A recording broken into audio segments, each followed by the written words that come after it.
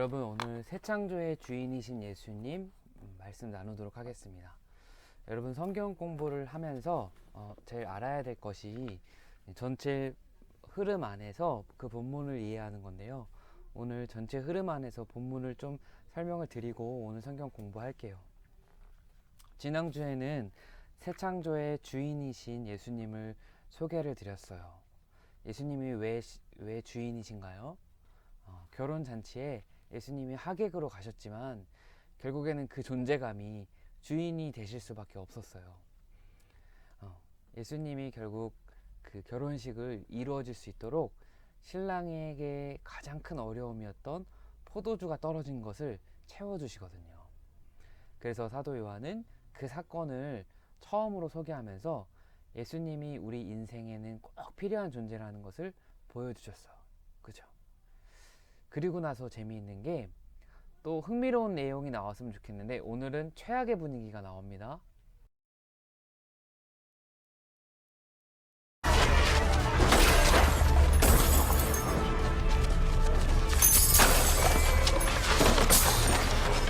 다 가지고 썩 나가라.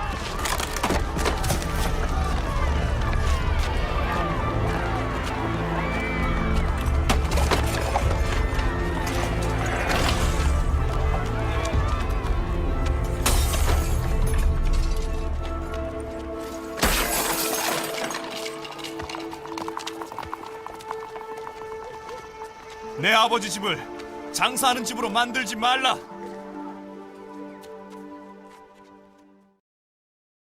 유대인들의 신앙의 중심이라고 생각할 수 있는 성전, 그리고 유대인들의 신앙의 핵심이라고 할 수 있는 종교 지도자들, 이들과 예수님이 크게 갈등하시고 그 정도가 아니라 거의 심판을 하세요.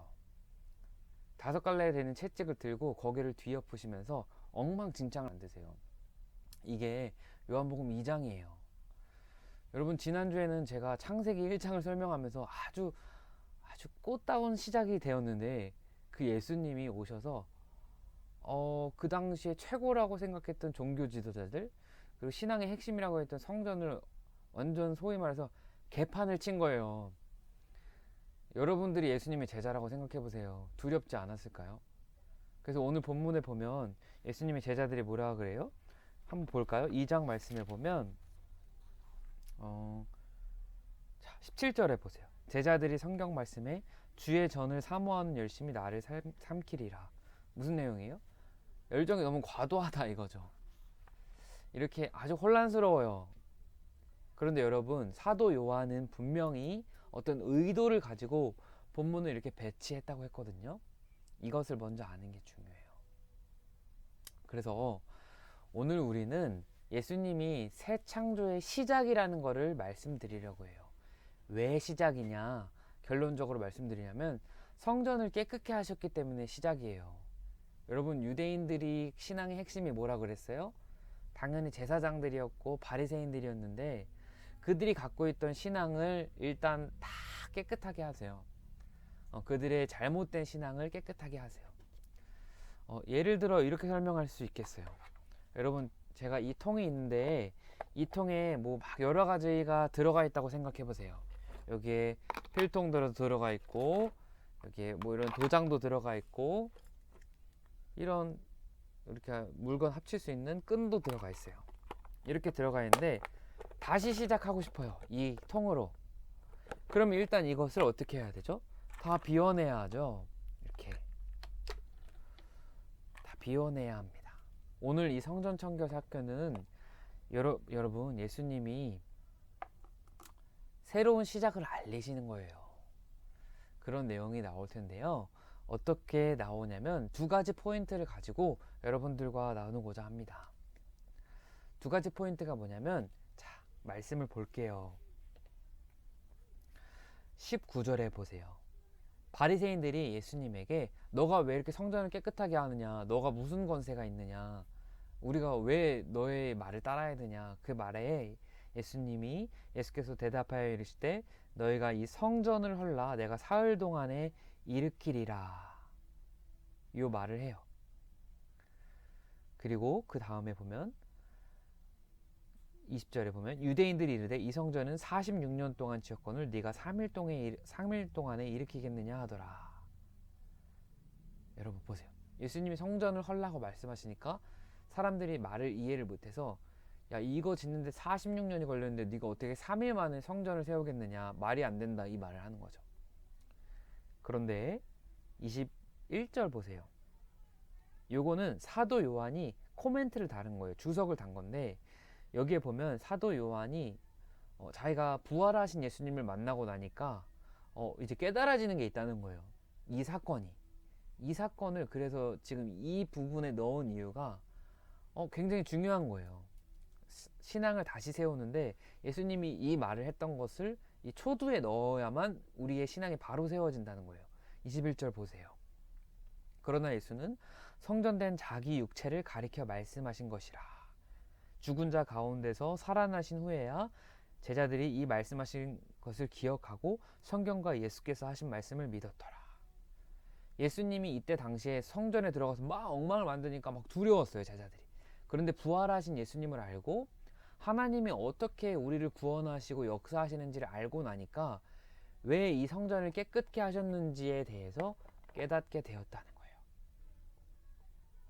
이게 첫 번째 포인트가 뭐냐면 이제 이 성전 안에 하나님이 거하시는 것이 아니라 예수님의 육체가 성전이 되셔서 예수님이 십자가와 부활해서 3일 만에 다시 부활하신 사건을 가리켜요. 20절 보세요. 46년 동안 지었거늘 네가 3일 동안에 일으키겠느냐 이렇게 나오잖아요. 그렇죠? 3일 동안에 일으킨다는 것은 예수님의 육체를 가리켜요. 21절에 나온 대로. 정리해보면 예수님은 이제 더 이상 하나님께서 성전이 아니라 예수님의 십자가 부활 사건으로 인해서 새로운 일을 하고 계신다, 이 이야기예요. 이게 첫 번째 포인트고, 두 번째 포인트는 뭐냐면 이 내용이에요. 자, 23절, 24절, 25절 말씀 한번 볼게요. 6월절에 예수께서 예루살렘에 계시니 많은 사람이 그의 행하시는 표적을 보고 그의 이름을 믿었으나 예수는 그의 몸을 그들에게 의탁하지 아니하셨으니 이는 친히 모든 사람을 아시며 또 그 사람에 대하여 누구의 증언도 받으실 필요가 없었으니 이는 그가 친히 사람의 속에 있는 것을 아셨음이니라. 성전 청결 사건 이후에 사도 요한은 이런 내용을 얘기해요. 예수님이 많은 표적을 더 많이 행했는데 나는 적지 않았다.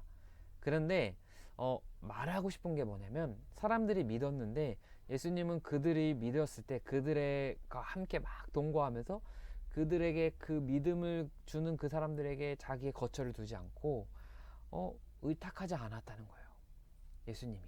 왜냐면 예수님이 그들의 믿음에 대해서 뭐라고 나오냐면 24절에 모든 사람의 마음을 아심이요. 그들 사람들의 상태를 아셨다는 거예요.